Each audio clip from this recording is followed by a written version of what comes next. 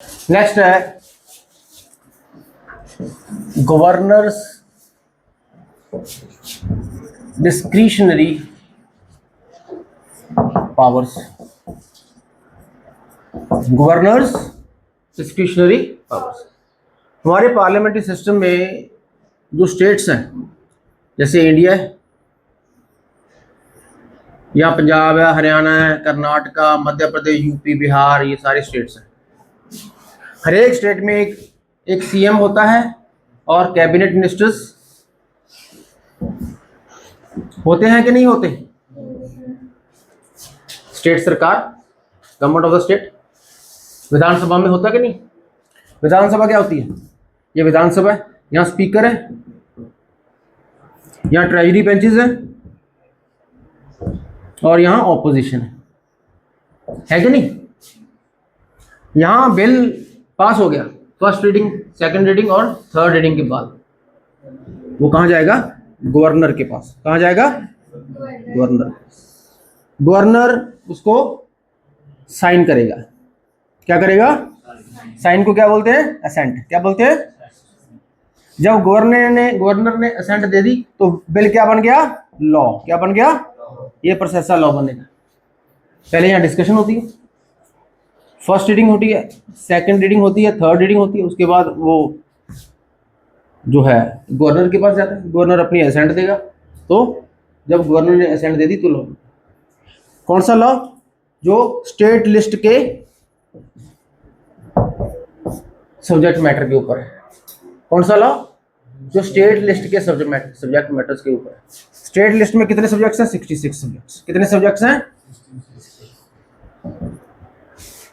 जो पंजाब की हम बात करें, पंजाब के रिलेटेड जो भी मुद्दे हैं जिनके ऊपर कानून बनेंगे, विधानसभा में वो कानून बनेंगे, गवर्नर उसको साइन करेगा।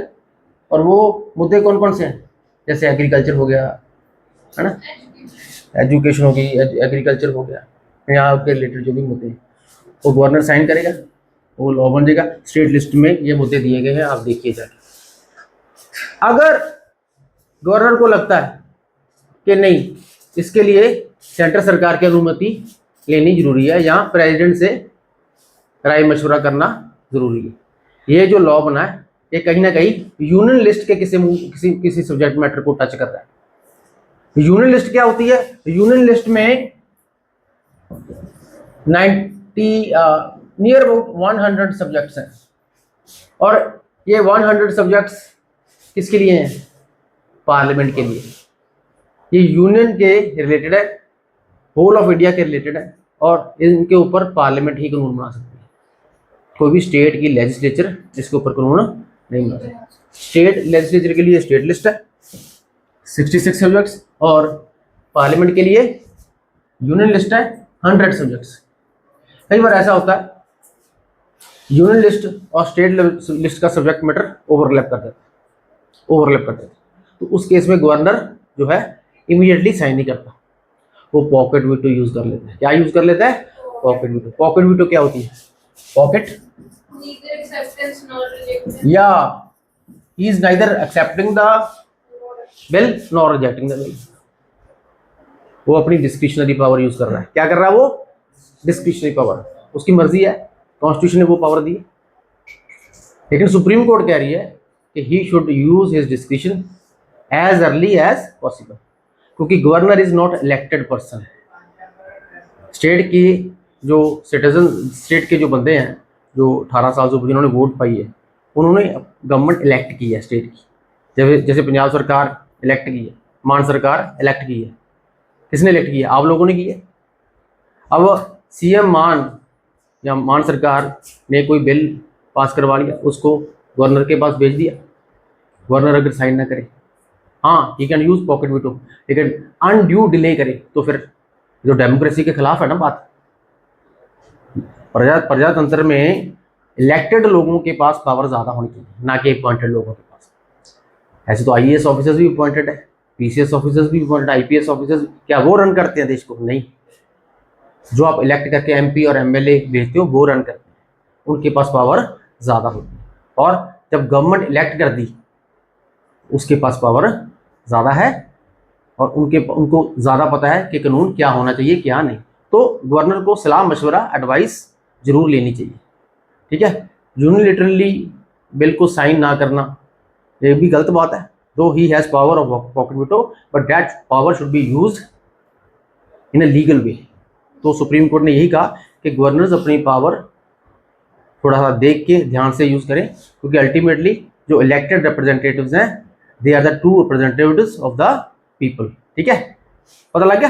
तो ज़्यादातर क्या होता है ना आजकल क्या पहले से भी यही हो रहा है, जो सेंटर में सरकार होती है, मैं किसी भी पार्टी का नाम नहीं लेता, तो जो सेंटर में सरकार होती है वो अपने खास जो है ना आइडियोलॉजी को बिलोंग करते हैं या सेंटर सरकार के अपने बंदों को गवर्नर लगा दिया जाता है अलग अलग स्टेट में, यूजली उस स्टेट में जहाँ सेंटर की सरकार नहीं है, ऑपोजिट सरकार है किसी और पार्टी की, तो गवर्नर वो सेंटर की सरकार ने अपना बंदा जो है ना जो सेम आइडियोलॉजी यहाँ वो लगा दिया, तो वो गवर्नर कभी भी उस सरकार का जो बिल है उसको इजीली साइन या असेंट नहीं देगा, पॉकेट वीटो यूज करेगा, अनडू डिले करेगा। इस चीज को रोकने के लिए सुप्रीम कोर्ट ने ये चीज देखी और कहा, इस केस में नोट कर लो, state of Tamil Nadu versus governor 2025 का केस है, अभी रीसेंट केस है, state of Tamil Nadu versus governor. इसमें गवर्नर ने क्या किया, बिल आया, तमिलनाडु स्टेट असेंबली ने बिल पास किया, गवर्नर के पास गया कि आप साइन कीजिए असेंट दीजिए, ठीक है। तमिलनाडु ने कोई अपॉइंटमेंट करनी थी किसी पोस्ट की, आपको पता है कोई भी हायर पोस्ट है, कोई भी किसी स्टेट में अपॉइंटमेंट करनी है, एंड में अपॉइंटमेंट अथॉरिटी कौन सी होती है स्टेट की, गवर्नर होती है। क्या होती है, गवर्नर होती है, गवर्नर ने साइन करने होते हैं।